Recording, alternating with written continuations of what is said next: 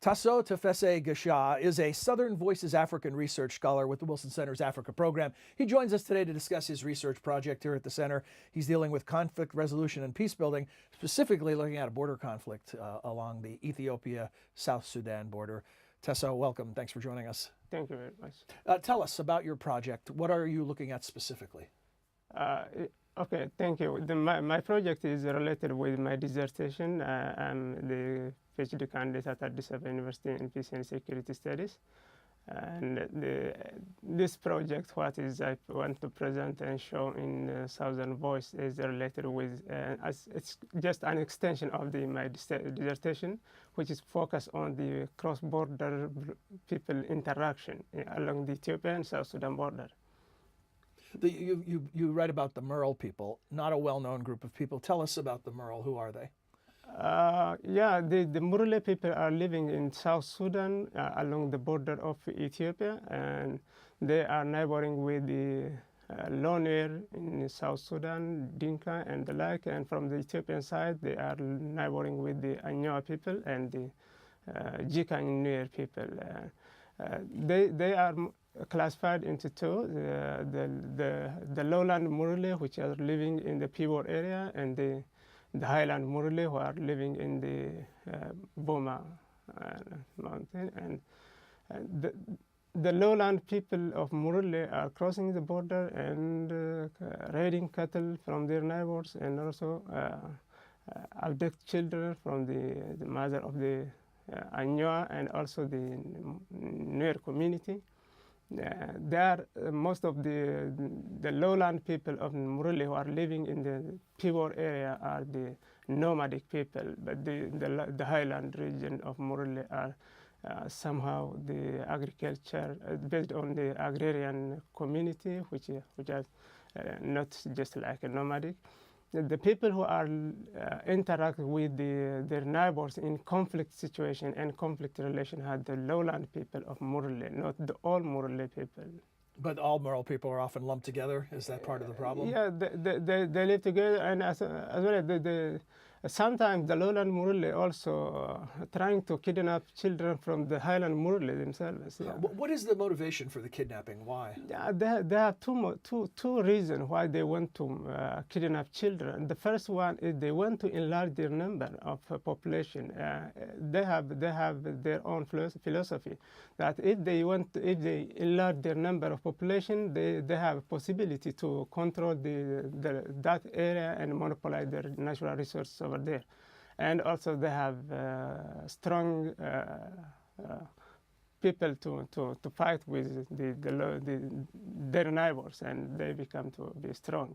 And the second one is they use the children just as a business. They exchange with cattle.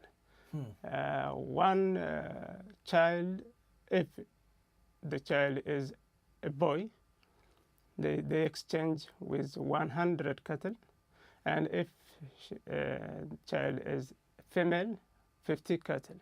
And this is just as a business for them. Why is this allowed to happen? In other words, it sounds like a classic case of borderlands that are unpoliced in tribal areas. I think of Pakistan, for example. Is that the problem, that there's no regulatory force that is managing the border? Yeah, of course. Currently, the South Sudan is in conflict, and the South Sudan government is unable to control the borderland region, and there is no policy to extend into the borderland area. So lack of stability of the South Sudanese government? Yeah, South Sudanese government failed to address the security situation and development and infrastructure and the like. And of course, the Murle people have any political mission to address for the government. They practice their own life, not related with political mission and political situation to interrupt the borderland area. That is their traditional system of controlling the area. Do they acknowledge any of the authority of the government? Of course, some of them are participated in the government structures, but most of the people are under their own traditional system, and the traditional system of their society and the government structure is already detached and not working together. And they give more attention for their own local leader rather than for the government, because they have a more close attachment with their own leader. So how do you stop this? How do you stop the cattle rustling and the kidnapping if it's so ingrained in the traditional lives of these peoples? Yeah, the history of traditional child kidnap is not the present times. It's a long time in that region, and people are more suffering by this action, particularly the Anyuaa people who are living in Ethiopia are more suffering about the kidnapping of children because they lost their own child from their mother. And also the Anyuaa and Nuer who are living in Ethiopia also lost their children for a long time, not only from Ethiopian side, but also the South Sudan side of the Nuer also kidnapping, lost their children. I remember that I was in Akobo, Sudan, around September, in 2017 of September and October. I was communicated with some mothers of the Nuer community, and they informed me immediately when I arrived there.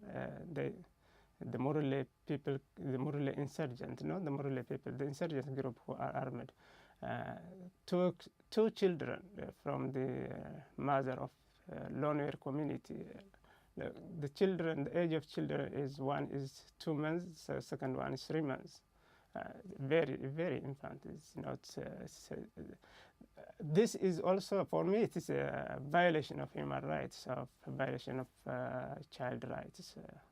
So the government, first, the international community should give attention for that environment, because the area is the refugee camp in Gambella, and the United Nations also give attention for the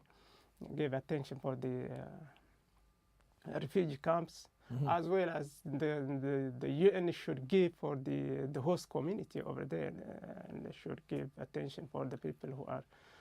The second one is the South Sudan government should be stable and develop, change the life of the people of Murle, because they are dependent on cattle, and they don't have any means of income except cattle, and they have to educate. Education is necessary for that people, and infrastructure is necessary, and as well as the other development system should be facilitated over there. Unless and otherwise, it's difficult to change the life of the people of Murle.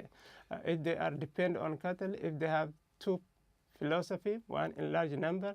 The second philosophy is they believe that all cattle in the world belongs to them, and they need to collect cattle from other area, because the cattle is considered as their ancestors. What you describe sounds almost unchangeable.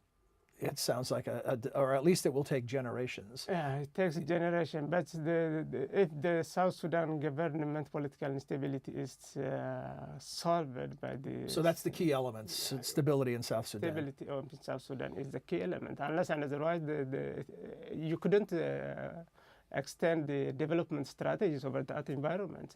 Ethiopia is a relatively stable country, but Ethiopia alone can't protect that environment, except give protection for the citizens of Ethiopia who are living in the Ethiopian border. Is anyone making this a priority?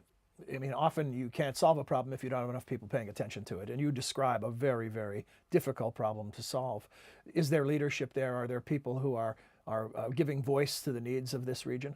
Of course, the South Sudan government give attention for central political system, and the Ethiopian government also give us more attention for the central political system.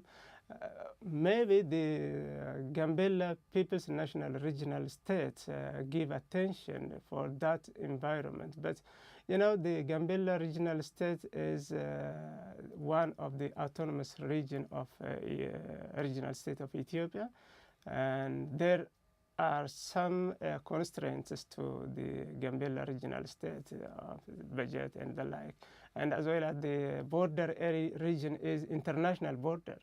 It's not only the mandate of the Gambella People's National Regional State, it is also the mandate of the federal state of Ethiopia. But the first one who tried to protect that environment or the insurgents of Murle along the border is the Anyuaa zone administrative system, and also with the support of the Gambella People's National Regional State. But that solution is still, it is not permanent solution. They give for some kind of resolution, but they couldn't back the children who are kidnapped by the people of the Murle community. If they couldn't back the children, where is the solution? If they couldn't back the raided cattle, where is the solution? So the solution is not. It's not coming still now. It's very difficult. Well, you know, a big part of the work of journalism, or sort of the work of academia, is to bring attention to these areas of great need. And so thank you for doing that. Yeah, my interest is giving it, to give, to show what's the problem of the borderland region, and in what way the government, international community, and other concerning bodies should give attention. Let's hope that happens. Thank you for your work, and a pleasure to meet you and hear about your work. Thank you, Tasew. See you.